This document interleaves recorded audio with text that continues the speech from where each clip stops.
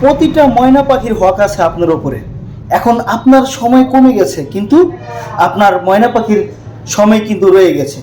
যেমন আপনার চাহিদা কমে গেছে, ময়না পাখির চাহিদা কিন্তু ঠিকই রয়ে গেছে। এখন এই চাহিদা যদি আপনি পূরণ না করতে পারেন আপনার ময়না পাখির, তাহলে অবশ্যই অন্য ডালে গিয়ে বা অন্য জায়গায় গিয়ে ঘাস খাবে।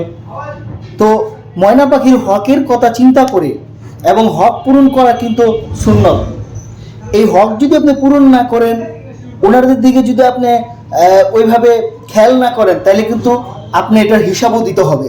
সেই কারণে এখন আপনি শেষ, মনে করেন আপনি শেষ, আপনার কিছুই নাই, আপনার মানে কোনো অনুভূতিই নাই। এখন ওনার অনুভূতি তো রয়ে গেছে, ওনার অনুভূতির এটা কি আপনার মিটাতে হবে না? যাতে অন্য জায়গায় গিয়ে ঘাস না খেতে পারে এবং আপনার জায়গায় থেকে যাতে আপনি নিজে ওনার হকটা পূরণ করতে পারেন। হক হক মানে এমন না যে কোটি কোটি টাকা আর বাড়ি গাড়ি আছে এটি দিয়ে পূরণ করে দিলেন স্ত্রীকে। হক হচ্ছে মনের হক। মনের হক যদি আপনি পূরণ করতে পারেন, তাহলে আপনি ওনার কাছে সিংহ পুরুষ। বা